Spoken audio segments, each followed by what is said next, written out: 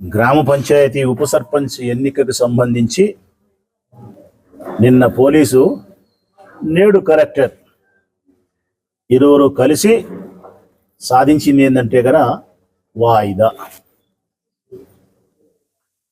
నిన్న పోలీసు సహకరించింది, ఈరోజు కలెక్టర్ సహకరించినాడు. మీరు బాగా గమనించుకోండి రాష్ట్ర ప్రజలారా, ప్రతిపక్ష పార్టీకి అడుగు దూరంలో చట్టబద్ధంగా సంక్రమించాల్సిన పదవి అడుగు దూరంలో ఉన్నప్పుడు అధికారులకు అనుకోకుండా గుండెపోట్లు వస్తాయి.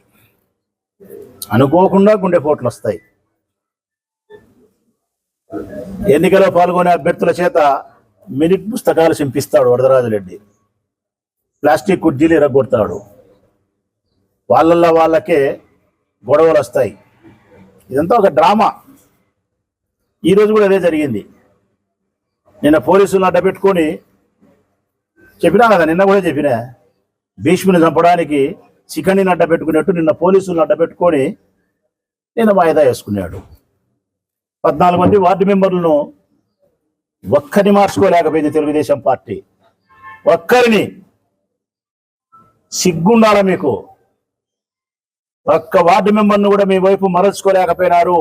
నిబద్ధతగా నిజాయితీగా వైఎస్ఆర్ కాంగ్రెస్ పార్టీ పక్షాన వాళ్ళు నిలబడగలిగినారంటే చిన్న కుటుంబాలు, పేదరిక కుటుంబాలకు సంబంధించిన 14 మందిని చూసి వరదరాజరెడ్డి తెలుగుదేశం పార్టీ సిగ్గుపడాల. నిన్న పోలీసులు అడ్డపెట్టుకొని వాయిదా ఇచ్చినారు. మా జీబులు బగలగొట్టిరి, మా మనుషుల మీద రాళ్లతో దాడి చేసిరి, నానా హంగామా చేసిరి, పోలీసులు ప్రేక్షక పాత్ర వహించిరి. చూస్తూ ఉండిపోయినారు. ఒకవేళ వాళ్ళు చంపేసినా కూడా పట్టించుకునే పరిస్థితి లేదు.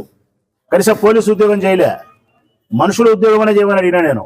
మానవత్వం, మనుషుల ఉద్యోగం అంటే అది కూడా చేయలే. రాక్షసుల ఉద్యోగం చేసినారు. అంటే మనుషులు ప్రాణాలు తీస్తానే కానీ సంతోషపడే పరిస్థితి నిన్నటి దినం. ఈరోజు ప్రపంచానికి కనిపిస్తుంది కాబట్టి పోలీసులు నిజాయితీగా పనిచేసినారు. పోలీసులు ఈరోజు నిజాయితీగా పనిచేస్తారు కాబట్టి ఇంకొక అవతారం ఎత్తారు వరదరాజరెడ్డి. ఆ రెండో అవతారమే కలెక్టర్ చెప్పి లోపలికి వచ్చిన మా 6 మంది వార్డు మెంబర్లు మినిట్స్ పుస్తకం చింపేస్తారు, పేపర్లు చించేస్తారు, కుర్చీలు కింద వేస్తారు, మా వాళ్ళే కొట్లాడుకుంటారు. ఆ సందర్భంలో మీ ఎన్నికల అధికారికి గుండెపోటు వస్తుంది. అప్పుడు అంబులెన్స్ వస్తుంది, హాస్పిటల్కి పోతారు. ఆర్డీఓ అధికారి వస్తాడు, కలెక్టర్కి ఫోన్ చేస్తాడు, సార్ ఇట్లా జరిగింది, ఏం చేయమంటామని. మరి ఎలక్షన్ ఆఫీసర్ లేడు కాబట్టి వాయిదా వేయాల్సిందే, వాయిదా వేయండి, తదుపరి మళ్ళీ నోటిఫికేషన్ ఇచ్చినప్పుడు ఎన్నికలు జరుపుతామని చెప్పి కలెక్టర్ చెప్తాడు. వాడికి డ్రామా అయిపోయింది. ఇది నేను చేసిన వాళ్ళు. సిగ్గుండాలా ఈ రాష్ట్ర ప్రభుత్వానికి. ఒక చిన్న సర్పంచ్, వైస్ సర్పంచ్ యొక్క పదవి కోసం యావత్ జిల్లా పోలీస్ యంత్రాంగాన్ని, యావత్ సర్వతోన్నత అధికారి అయినటువంటి కలెక్టర్ను ఉపయోగించుకొని, రాష్ట్ర ప్రభుత్వ యంత్రాంగాన్ని అంతా ఉపయోగించుకొని ఒక చిన్న పదవికి వాయిదా వేసుకుంటున్నారు. ప్రతిపక్ష పార్టీకి రాకుండా ఉండాలంటే మీరు అసలు భోజనం చేయగలుగుతున్నారా? భోజనమే చేయగలుగుతున్నారా మీరు? సిగ్గు, శరం, మానం, రక్తం, పౌరుషం ఏమీ లేదు మీకు. అసలు వరదరాజరెడ్డి 85 సంవత్సరాల వయసు కలిగిన ఈ మనిషి ఈ చిన్న పదవి కోసం ఇంత దుర్మార్గానికి ఒడిగట్టడం, ఇంత నీచానికి ఒడిగట్టడం, ఫేక్ ఐడి కార్డు సృష్టించడం, రాళ్లతో దాడి చేయడం, పోలీసులను ఉపయోగించుకోవడం, ఈరోజు మినిట్స్ పుస్తకం చించేయడం, వాళ్ళ వార్డు మెంబర్లే గొడవ పడడం అసహ్యం అనిపించలేదా మీకు? గెలిచింది వైఎస్ఆర్ కాంగ్రెస్ పార్టీ ప్రొద్దుటూరు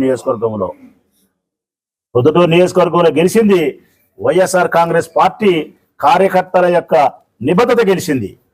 ప్రొద్దుటూరు నియోజకవర్గంలోని వైఎస్ఆర్ కాంగ్రెస్ పార్టీకి సంబంధించిన గోపవరం గ్రామ పంచాయతీకి సంబంధించిన ఈ 14 మంది వార్డు మెంబర్ల యొక్క నిజాయితీ, నిబద్ధత గెలిచింది. ఓడింది ఎవరో తెలుసునా? ప్రజాస్వామ్యం. ఈ ప్రొద్దుటూరు నియోజకవర్గంలో ప్రజాస్వామ్యాన్ని అపహాస్యం చేసిన తెలుగుదేశం పార్టీ ఓడింది.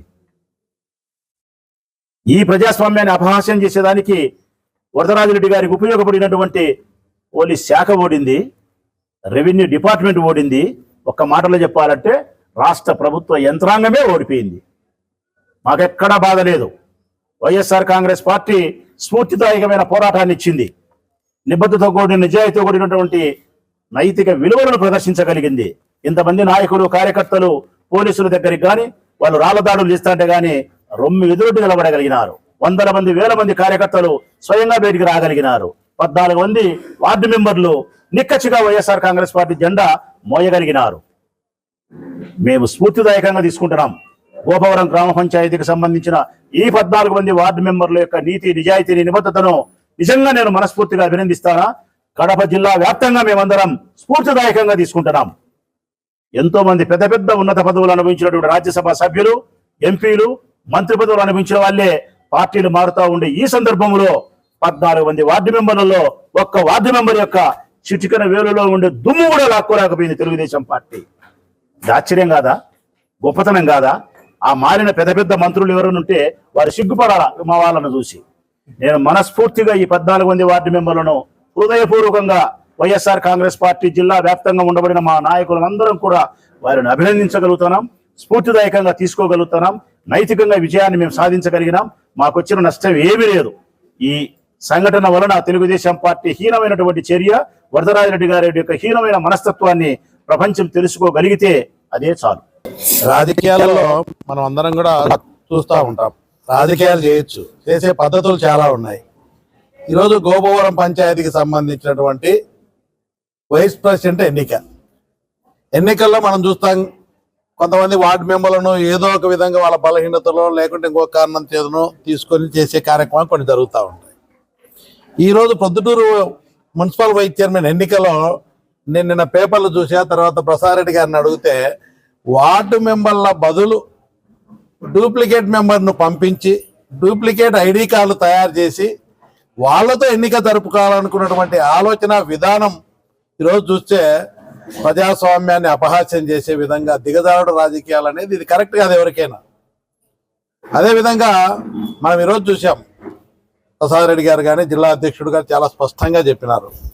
ఒక చిన్న ఎన్నిక, వార్డు మెంబర్లు, వైస్ ప్రెసిడెంట్, ఒక గ్రామ పంచాయతీ ఎన్నిక, ఇలాంటి ఎన్నికలో నిజంగా వీళ్ళందరినీ కూడా 14 మంది వార్డు మెంబర్లను మనస్ఫూర్తిగా అభినందించాలా. ప్రతి ఒక్కరం కూడా నిన్న జరిగిన పరిస్థితులు చూస్తే అంత భయానక పరిస్థితులలో కొట్టినా కానీ, బెదిరించినా, దౌర్జన్యం చేసినా మేము ఏమాత్రం కూడా చెక్కు చెదరకుండా ఒక దృఢ సంకల్పంతో ఏది ఏమైనా వైఎస్ఆర్సీపీ పార్టీ తరఫున నిలబడతామని 14 మంది నిలబడినందుకు వాళ్ళందరినీ మనస్ఫూర్తిగా జిల్లా పార్టీ పరంగా అందరం కూడా, అధ్యక్షుడు అందరూ కూడా అభినందిస్తూ ఉన్నాం.